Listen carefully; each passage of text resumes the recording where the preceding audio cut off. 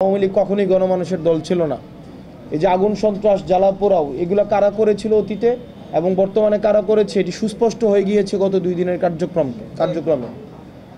আপনাদের একটা বিষয় মাথায় রাখতে হবে, আওয়ামী লীগের যে পতন সেটি কিন্তু কোনো নিয়মতান্ত্রিকভাবে হয়নি, যে ব্যালটের মাধ্যমে সেটি হয়েছে।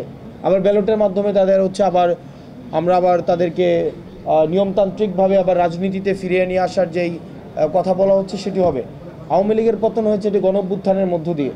গণঅভ্যুত্থানের ম্যান্ডেট হচ্ছে জনতার ম্যান্ডেট এবং এটি হচ্ছিল এটি সার্বজনীন ম্যান্ডেট। তো এই দলটিকে ফিরিয়ে আনার যারা বৈধতা উৎপাদন করছে তারা মূলত আগুন সন্ত্রাসের পক্ষে বৈধতা উৎপাদন করছে, তারা মূলত হচ্ছে বুলেটের পক্ষে বৈধতা উৎপাদন করছে, এত বছর ধরে যারা ব্যাংক লুট করেছে তাদের পক্ষে বৈধতা উৎপাদন করছে, তারা যারা গুম খুন হত্যা নির্যাতন নিপীড়ন যেটি হয়েছে সেটির পক্ষে বৈধতা উৎপাদন করছে, তারা মাইনরিটির যে নির্যাতন হয়েছে, আমাদের হিন্দুদের উপরে যে নির্যাতন আওয়ামী লীগ যেভাবে করেছে, মাইনরিটিকে যেভাবে ক্লাসিফাইড করেছে সেটির পক্ষে তারা বৈধতা উৎপাদন করছে।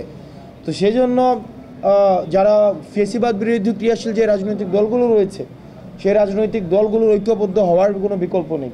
সেটির মধ্য দিয়ে আসলে আওয়ামী লীগের উপযোগিতা বাংলাদেশে যে বিনষ্ট হয়ে গিয়েছে, উপযোগিতার যে আর কোনো অবকাশ নেই, সেই জিনিসটি হচ্ছে তখন স্পষ্ট হবে।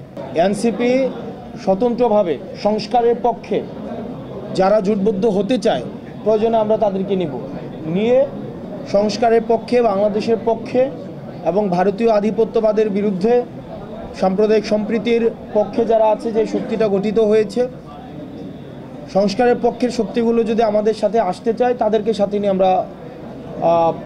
আমরা জোট গঠন করতে পারি। কিন্তু যারা সংস্কারের বিপক্ষে অবস্থান নিয়েছে, যারা দেশের সংস্কার কার্যক্রমকে বাধাগ্রস্ত করেছে, 24-এ যে কারণে মানুষ রাস্তায় নেমে এসেছিল সেই জন আকাঙ্ক্ষার বিরুদ্ধে যারা অবস্থান নিয়েছে, তাদের সাথে এনসিপির কোনো জোট, তাদের সাথে এনসিপির কোনো ধরনের কোনো নির্বাচনী অ্যালায়েন্স সেটি আসলে সম্ভব নয়।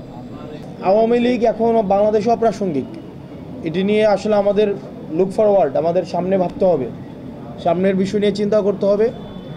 কিন্তু আমরা দেখেছি যে টকশোতে বিভিন্নভাবে যারা আওয়ামী লীগের লেসপন্সার ছিল, যারা আওয়ামী লীগের সুবিধাভোগী ছিল, যারা পেইড কিছু ইন্টেলেকচুয়াল আছে, বুদ্ধিজীবী আছে পেইড, যাদেরকে ভাড়ায় খাটানো যায়, এইসব মানুষ তারা আওয়ামী লীগের পক্ষে এতদিন বৈধতা উৎপাদন করেছে।